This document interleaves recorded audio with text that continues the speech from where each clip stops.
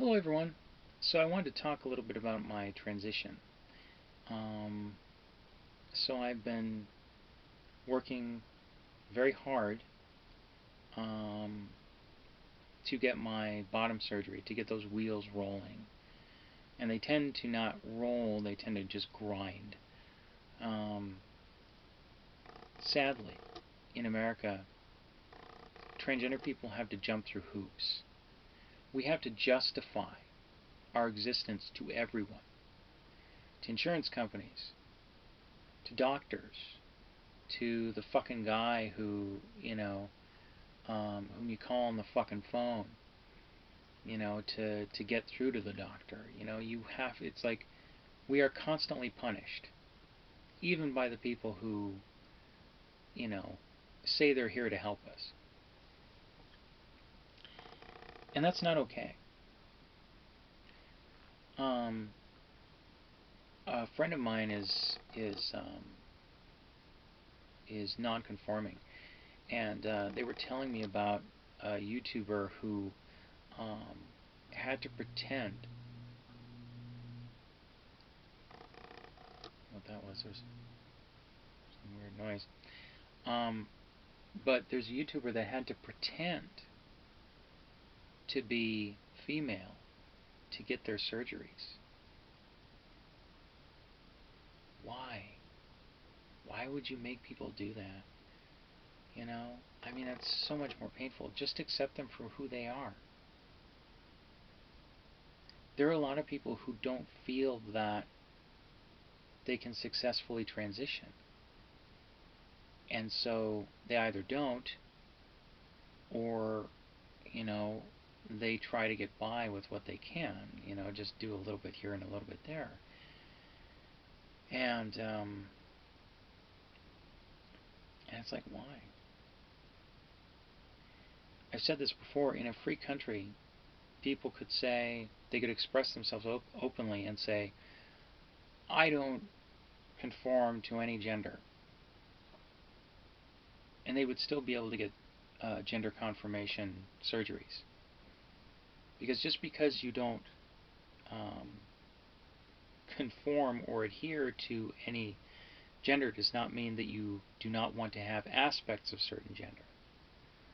Gender is kind of it's not a yes or no thing, a black and white thing, a male-female thing. We're starting to understand that now. Although I identify as female, not everyone does, and that's okay. And people, those people should get support, not just from the general populace, but from their fucking doctors and their fucking insurance companies. I mean, it's so disgusting. We have to pay companies so that they'll cover our medical bills, and then they can say that they won't cover them. Well, then why the fuck am I paying you, dickhead? Then give me my fucking money back and I'll give it to somebody who will fucking support me. It's insane. It's psychotic. It's a bullshit um, gatekeeping system, and it's not just gatekeeping for trans people, although we very much have to put up with that shit, but it's fucking gatekeeping for everybody. Oh, it's a pre-existing condition, so we're not going to cover it. Then why the fuck am I paying you? Anyway, rant over for now. Um, so this is about me, right? My transition. Anyway, um, I just had to say that a little bit. Anyway, so it took me months and months and months to get the letters necessary.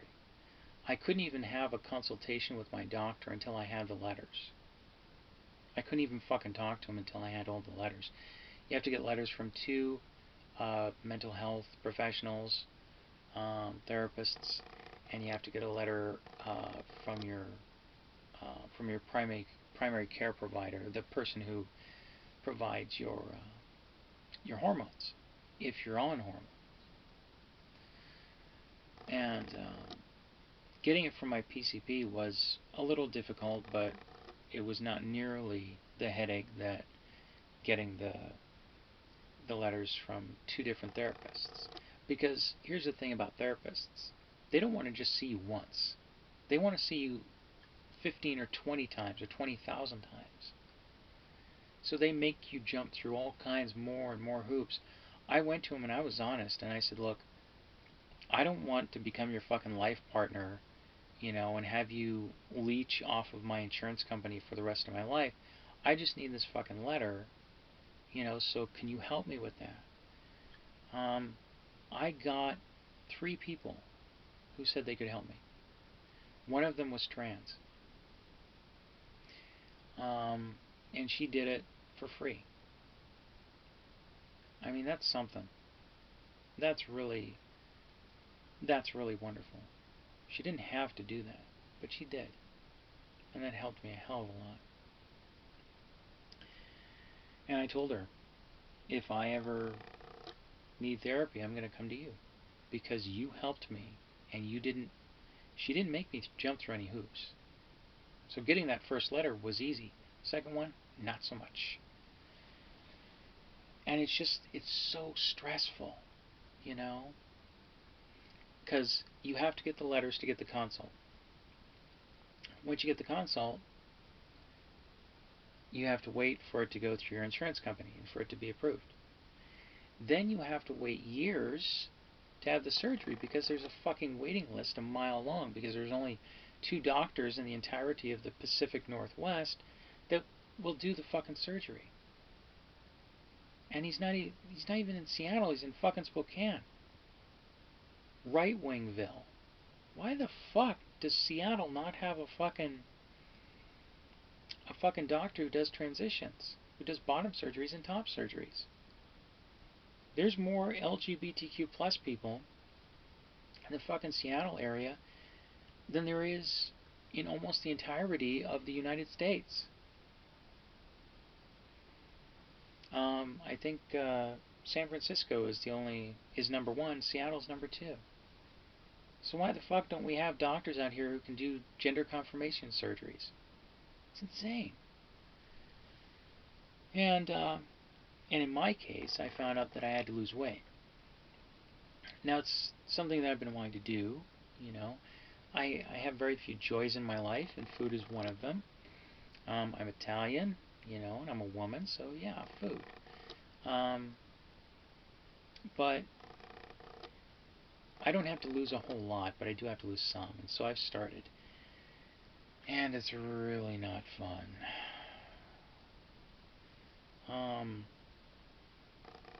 I've found, because it really takes a readjustment in your thinking. You'll have hunger pangs, for a little while, but once you get over that hump, that initial kind of hump, it gets easier. And that's what I've tried to tell friends of mine who said they've had a lot of trouble losing weight. I say, well, it's all about up here, and controlling your desire for food. You're bored, you want to eat, you're upset, you want to eat or whatever, and changing what you eat. I used to weigh over 300 pounds, and I lost about 60 pounds in the past, I think last year, year and a half. And so I know I can do it. It's just getting, I started to gain weight again, so it's like, and the hormones don't help, but it's just getting back into the mentality of eating healthier and eating less. I mean, your body will burn the fat just by you eating less. I'm going to start exercising. I exercised the other day, actually. I walked, I think. I didn't used to have a problem with it, but I didn't exercise for a while. I didn't go out walking for a while because I live in a rural area. And people fly down these roads, and I don't want to get killed. But yeah, I walked, I don't know, a couple of miles or something. And used to be able to do it no problem. Even when I weighed more, it used to not be a problem. But I actually kind of wore a hole in my big toe. So I have to kind of wait for that to heal up a little bit, and get the scar tissue built up, and then I can continue doing my walks. I can walk a little bit, but I don't want to wear, I won't wait till it heals up. But yeah, and as far as eating healthier, um, what I do is I don't like. There are a lot of vegetables that I don't like. Um, so I found ones that I do like, and I'll eat those. Um, and I don't, as much as I might want to like saute them.